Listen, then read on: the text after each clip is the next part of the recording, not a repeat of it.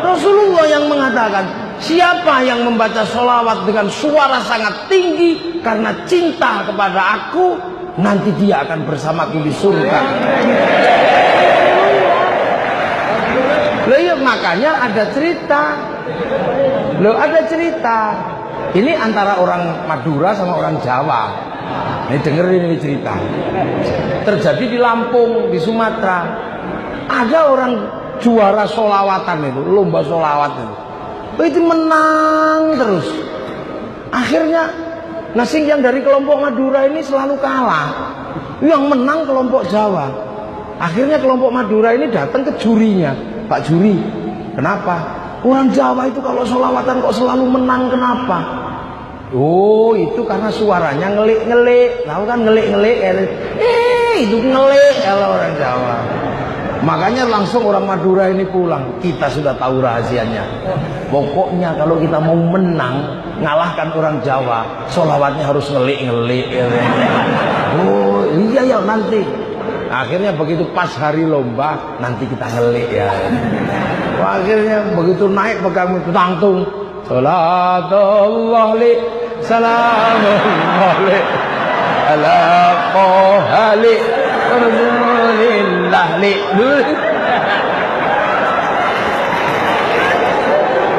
Ngelik-ngelik itu.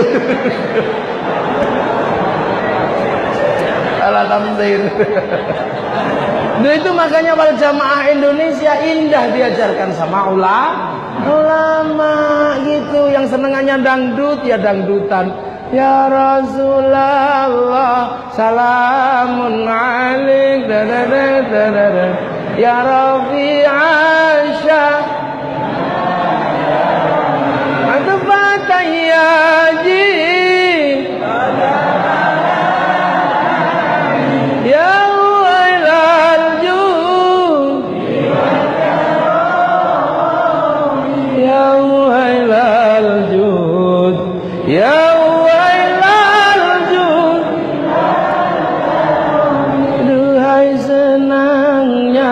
pengantin baru. Ini ulama di Nusantara, nggak usah ribut. Yang suka India, ya Rasulullah salamun alaik ya Rafi Asya, langsung nyantol.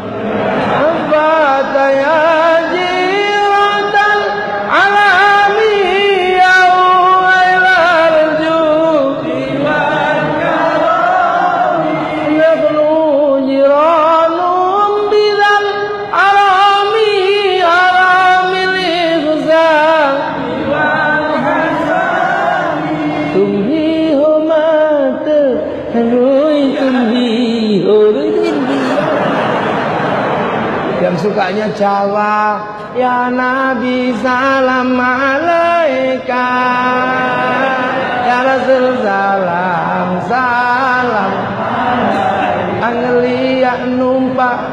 Nah, udah. Bahwa kita ini menghantarkan mahabbah dengan sholawat. Kan makanya sampai ada ya Hanana, ya Hanana, ya Hanana, ya Hanana, ya Nana Nabi Muhammad zalikal fadlu min Allah. Ya Nana. Orang rokok jampi nggak ngerti artinya, akhirnya gue gendero ya Nana. Ini khas Islam di Indonesia, nggak usah protes gayamu begitu. Makanya orang-orang sini mampu menghantarkan mahabbah kepada Rasulullah. Hasilnya apa? Orang-orang yang penuh cinta pada Rasulullah. Makanya sholawatan ada yang joget-joget, ada yang anta syamsun, anta badrun. Ini tanda cinta. Cinta itu pasti melahirkan gerakan yang indah. Lihat pacar dari jauh, yes. Cinta Rasul ya nana. Menghasilkan pujian-pujian, anta syamsun anta badrun, dek wajahmu seperti purnama. Sampean protes dengan kalimat cinta dengan bahasa fikih, sampean yang kunslet. Hulu itu berlebihan. Masa cintaku anta syamsun anta badrun? Kamu tidak mengenal cinta. Kalau bahasa cinta dilihat dari fikih rusak semua. Dek, sehari aku tidak bertemu denganmu, mati aku. Nah itu kalau dilihat dari ilmu fikih ya musyrik. Makanya hati-hati sampean. Lu itu sekarang orang lihat itu musyrik, itu berlebihan. Anta syamsun anta badrun ya Rabbi bil Mustafa. Lu kalau orang cinta itu, Dek, aku ingin sehidup semati bersamamu. Matiku karena matimu, hidupku karena hidupmu. Ayo musyrik tok nih kalimat. Nah itu makanya jangankan bahasa mahabbah dengan bahasa fikih, Quran dengan Quran kalau tidak dikasih ilmu orang bisa konslet. Siji khalaqas samawati wal arda fi sittati ayyamin, yang satu idza arada syai'an ay yaqula lahu kun fayakun. Sing siji innallaha ala kulli syai'in qadir, yang satu innallaha la yughayyiru ma biqaumin hatta yughayyiru ma bi anfusihim. Quran dengan fikih iso konslet kalau enggak dikasih ilmu. Di dalam Al-Quran tegas la talbisul haqqa bil batil, tapi Imam Syafi'i dengan tegas mengatakan dalam qawaidul usulnya darul mafasid muqaddamun ala jalbil mafalih, ad-daruratu tubihul mahdhurat, al-masyaqqatu tajlibut taysir. Apa kita enggak lihat di dalam Quran innani anallah la ilaha illa ana fa'budni wa ma khalaqtul jinna wal insa illa liya'budun. Tapi kenapa Ibnu Athaillah Asyakandari nulis hikam pada bab pertamanya min alamatil i'timadi alal amal nuqsanur raja'i 'inda wujudiz zalal. Ora tambahmu konslet sampean. Makanya sekarang banyak orang membicarakan sholawat dengan bahasa menggunakan ilmu fikih, enggak nyambung, malah sampean yang konslet. Bahasa cinta itu bahasa yang enggak bisa dibahas. Ingin ku mati bila tak ingat dosa, ingin rasanya aku pulang ke rahim ibu. Itu sampean bahas ya ribut. Masa kepalamu segede itu mau kembali ke rahim ibu? Loh itu bahasa cintanya Robiah al-Adawiyah kepada Allah. Sampean berani melakukannya, enggak akan denger aja miris kita. Ya Allah, kalau ada nikmat buatku di dunia, aku tidak butuh sama sekali. Serahkan pada musuh-musuhmu. Kalau ada nikmat buatku di akhirat nanti, aku juga gak membutuhkannya. Serahkan kepada kekasih-kekasihmu. Kalau ibadahku karena aku pengen surga, tutup surga itu dariku. Kalau ibadahku karena takut neraka, buka neraka, bakar aku di dalamnya. Tapi kalau ibadahku ya Allah karena aku rindu kepadamu, jangan sekali-sekali kau palingkan wajahmu dariku. Wani sampean. Enggak benar, ini bahasa cinta. Makanya Rhoma Irama ketika kehilangan kekasihnya punya bahasa cinta yang nggak bisa dibahas. Apa bahasa cintanya Rhoma Irama? Ku tahu rumus dunia, musyrik itu. Masa kamu tahu rumusnya dunia? Oh ya Allah aja. Seorang perempuan ditinggal kekasihnya karena saking cintanya, tidak tanya yang lain tapi langsung tanya kepada Allah, pacarnya ada di mana? Seandainya aku bertemu Tuhan, akan kutanyakan tentang dirimu. Coba. Makanya kalau sudah berbicara cinta, yang paling mampu menggambarkan adalah Ibnu Katsir dalam kitabnya Qissatul Anbiya, menjelaskan tentang burung pipit atau manuk emprit. Kalau orang Madura bilang manuk kedi. Burung emprit itu jatuh cinta, merayu kekasihnya di samping singgasana Nabi Sulaiman. Dia lupa Nabi Sulaiman ini tahu bahasa burung. Di emprit, apa mas emprit? I love you, pret. Emprit laki-laki langsung naik pitam dan mengatakan, Dek emprit, aku cinta padamu. Jangan kau sepelekan cintaku padamu. Kalau aku harus membuktikan cintaku padamu dengan meruntuhkan kerajaan Sulaiman ini, akan aku runtuhkan. Kan ku porak-porandakan kerajaan Sulaiman ini. Kan ku rebut mahkotanya, ku persembahkan padamu sebagai tanda cintaku padamu. Malu empret sing segini. Nabi Sulaiman yang mendengar betapa heroiknya kisah cintanya burung emprit cuman mengatakan satu kalimat, walaprit lambemu. Burung emprit itu dengan pedenya mengatakan sambil senyum, ya Sulaiman, jangan begitulah. Mengertilah, inilah kalimat emprit kalau lagi jatuh cinta. Nah ini kita memiliki mahabbah pada Rasulullah seperti. Alhamdulillah kita ini masih punya pelajaran dari pelajaran yang paling tua yang diberikan Allah kepada manusia. Jadi bulan puasa ini adalah pelajaran lama yang selalu diajarkan kepada manusia. Makanya Allah menyatakan dalam firman-Nya, kama kutiba 'alal ladzina min qablikum, seperti orang dulu aku wajibkan puasa. Jadi yang puasa itu bukan cuma generasi kita, orang dulu juga disuruh puasa. Nabi Adam puasa dikenal dengan nama Ayyamul Bid sama Ayyamus Sud, hari terang, tanggal 13, 14, 15 rembulan, 27, 28, 29 rembulan. Nabi Idris diajari puasa, tapi tidak bernyawa makanannya, mutih kalau orang sekarang. Nabi Nuh motong kayu sampai membuat kayu dalam keadaan puasa. Nabi Ibrahim puasa. Nabi Musa naik ke Gunung Tursina puasa. Nabi Dawud sehari puasa, sehari tidak. Nabi Isa puasa. Nabi Muhammad dan umatnya juga disuruh puasa. Makanya karena puasa ini peribadatan kuno, kama kutiba 'alal ladzina min qablikum, maka hampir seluruh manusia mengenal puasa. Dan puasa ini ternyata tidak cuma orang Islam yang menjalankan. Jadi puasa ini ternyata karena puasa ini peribadatan lama, maka tidak cuma umat Islam yang puasa. Agama kuno namanya Zoroaster, punya Tuhan dua, Ahriman sama Ahura Mazda. Nabinya namanya Zarathustra, ajarannya nihilisme, itu juga puasa.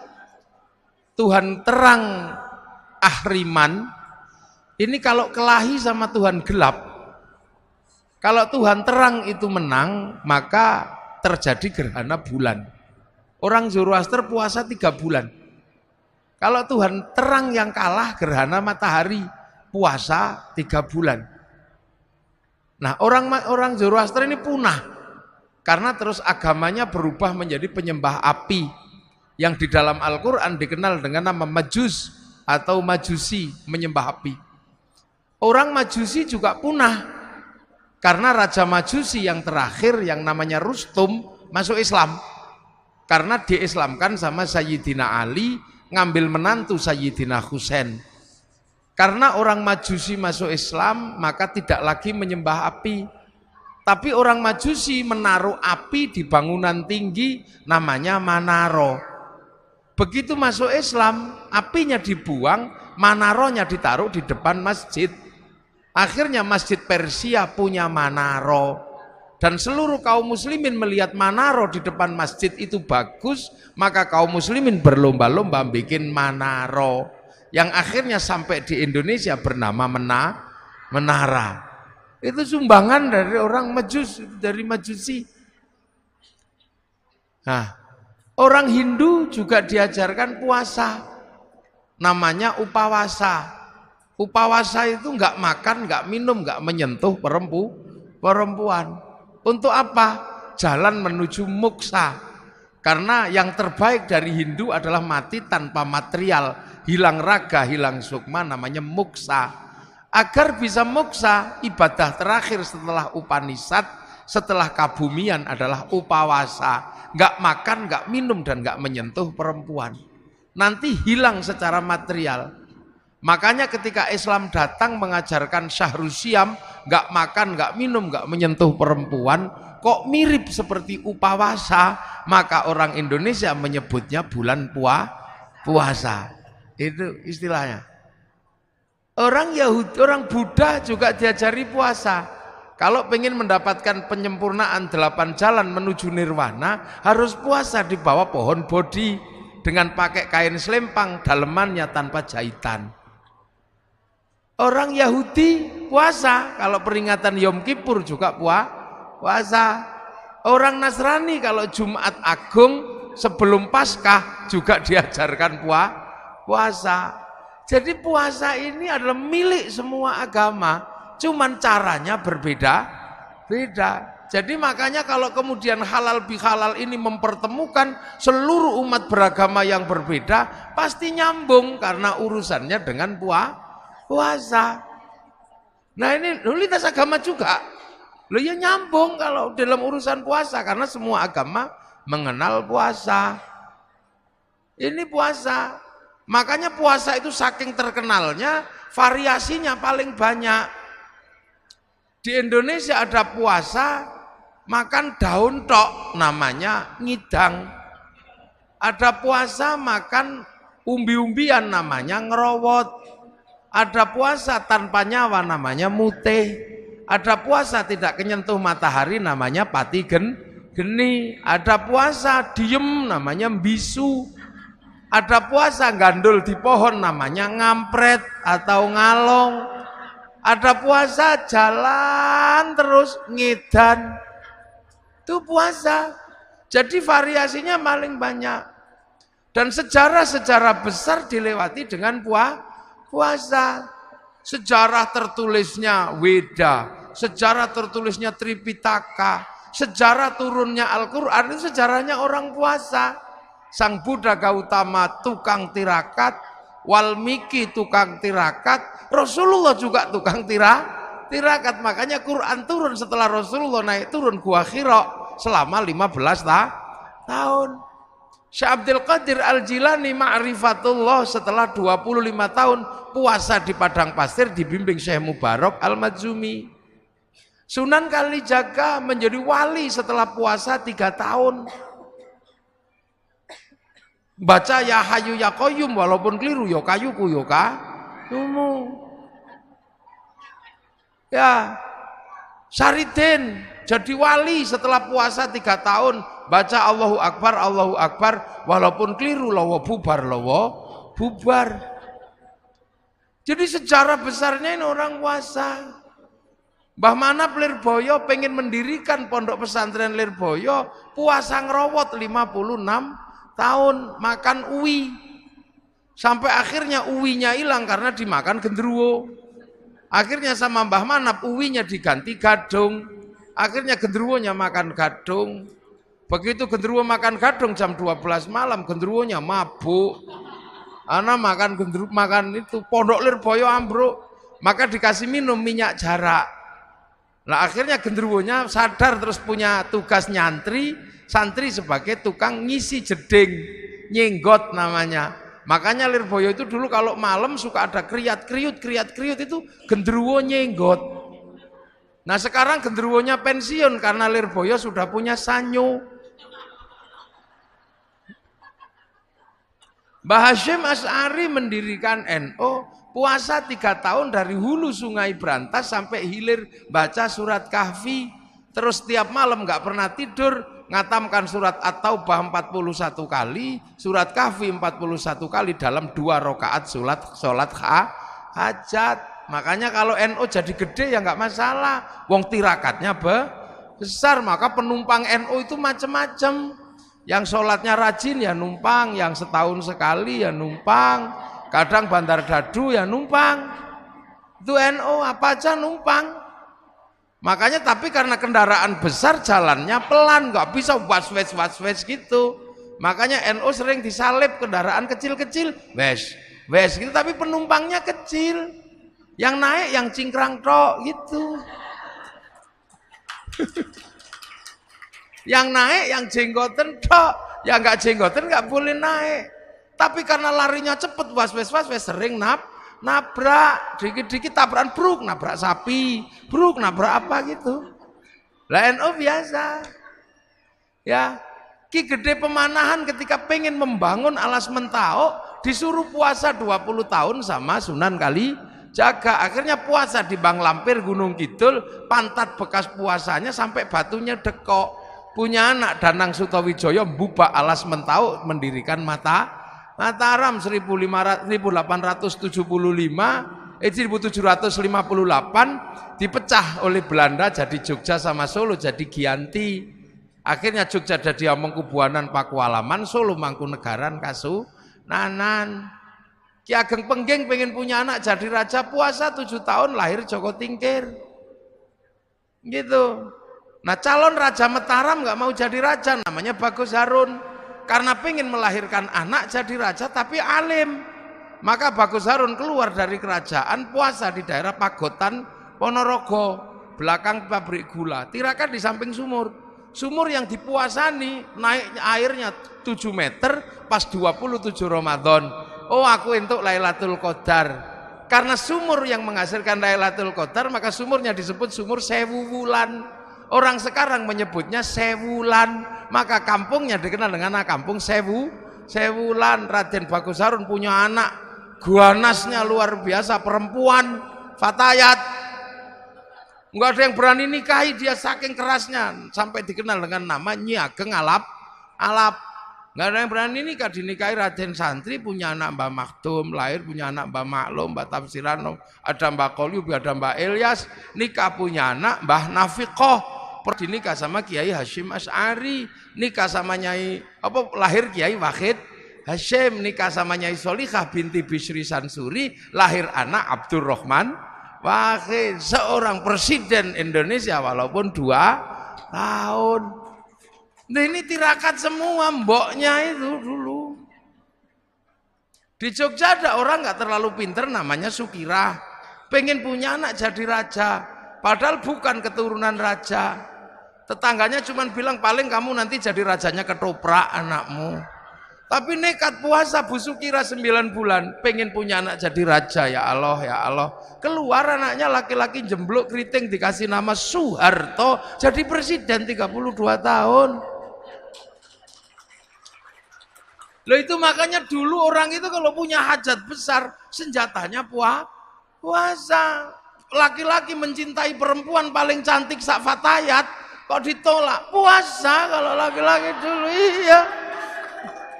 Masuk masjid, baca ya Rahmanu ya Rahim, 7 hari 7 malam, I love you. Kalau nggak percaya dibalik, perempuan mencintai laki-laki paling ganteng, puasa, baca ya Rahmanu ya Rahim. Kalau nggak santri, cari pohon besar, bacanya Sunnah Mata Kaji Hajiku Jaran Goyang Tak Goyang, I love you.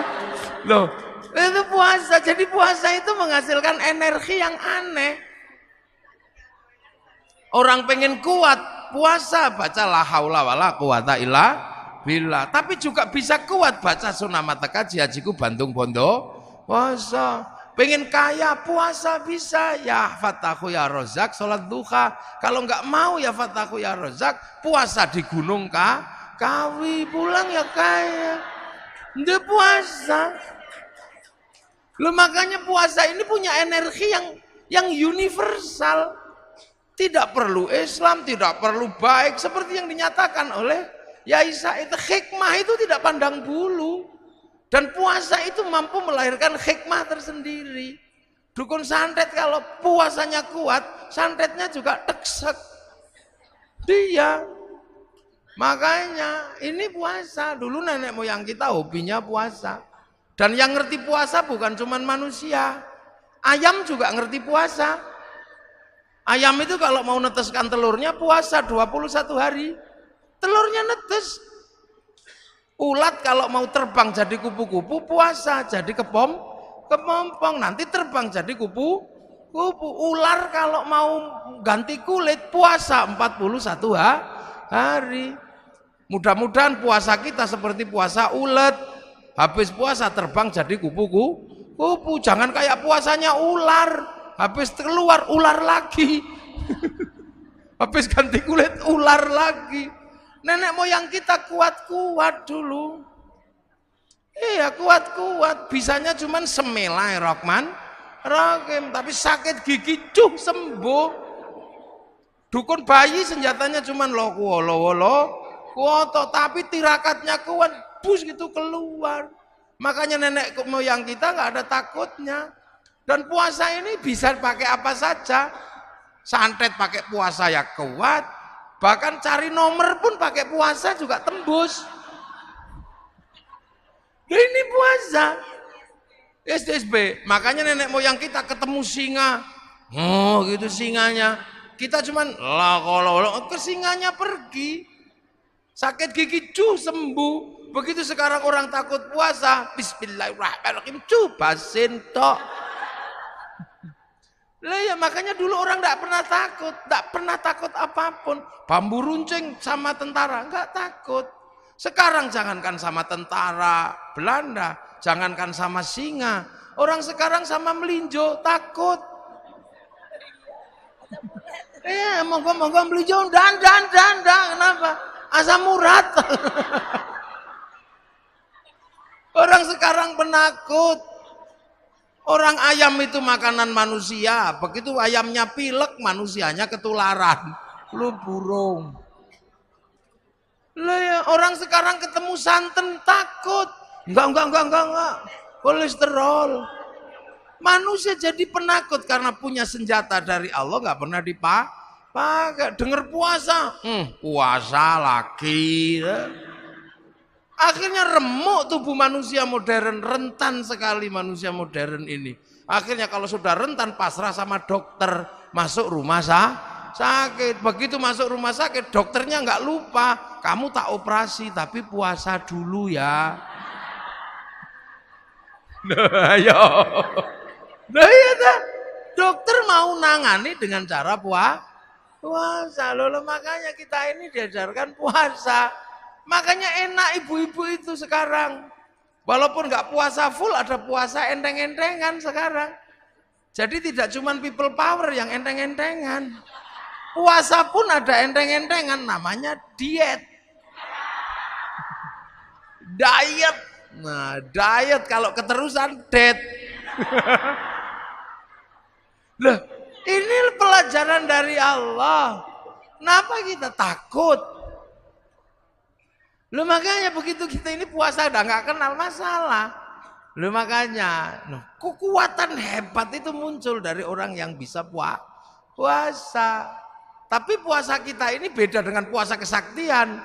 La'allakum tattaqun. Nah, apa sih la'allakum tattaqun? Agar kita menjadi orang bertakwa. Takwa itu apa? Menghadapkan wajah kemanapun merasa melihat Allah.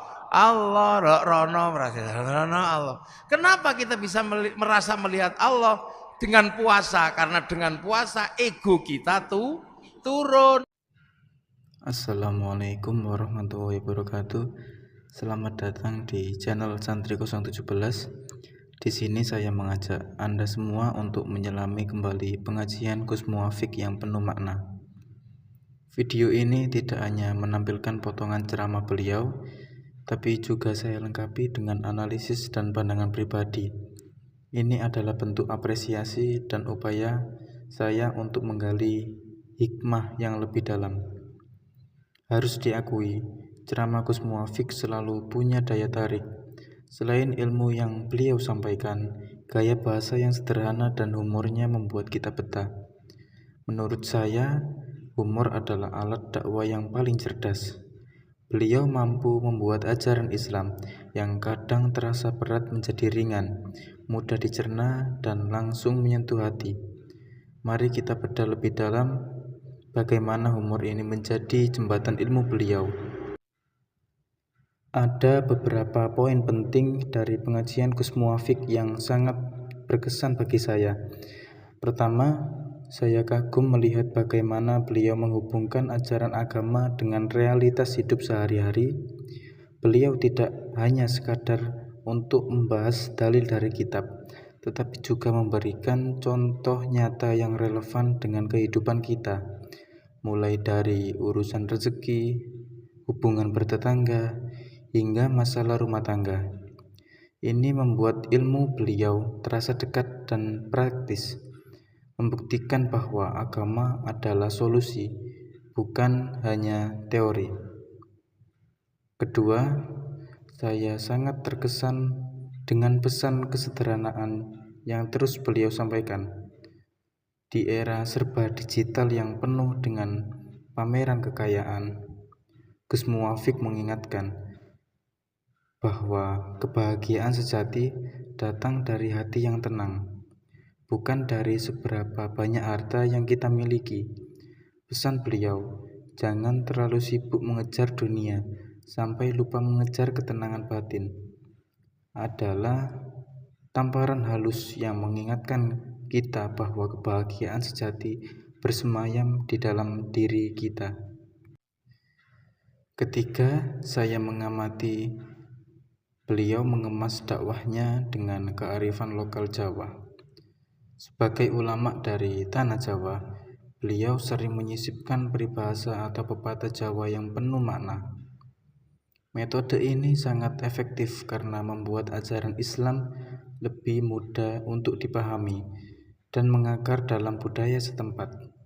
Beliau berhasil membuktikan bahwa dakwah bisa beradaptasi dengan konteks budaya tanpa mengorbankan esensi ajaran Islam itu sendiri. Dan yang terakhir adalah peran beliau sebagai figur masyarakat yang dicintai. Gus Muwafiq bukan hanya seorang penceramah, beliau adalah sosok yang dekat dengan umatnya, penasehat, penengah masalah, dan pemimpin spiritual. Beliau berbicara bukan dari posisi yang lebih tinggi, melainkan sebagai seorang ayah, teman, atau guru yang tulus membimbing. Ini mengajarkan kita tentang pentingnya adab dan ketulusan dalam berdakwah. Pesan inti dari video pengajian Gus Muwafiq ini adalah bahwa ajaran Islam yang disampaikan dengan cara yang mudah dipahami dan membumi tidak hanya menambah pengetahuan, tapi juga membawa ketenangan dan inspirasi. Dalam pengajian itu, kita diajarkan tentang pentingnya bersabar dan ikhlas sebagai kekuatan batin untuk menjalani hidup. Kita juga diingatkan untuk lebih fokus pada introspeksi dan memperbaiki diri, alih-alih sibuk mencari kesalahan orang lain. Inti dari semua ajarannya adalah bahwa Islam adalah agama yang mudah, damai, dan menjadi solusi bagi segala masalah kehidupan. Jangan lupa berkomentar dan jangan lupa berinteraksi di channel saya. Saya selaku kreator dari Santri 017. Assalamualaikum warahmatullahi wabarakatuh.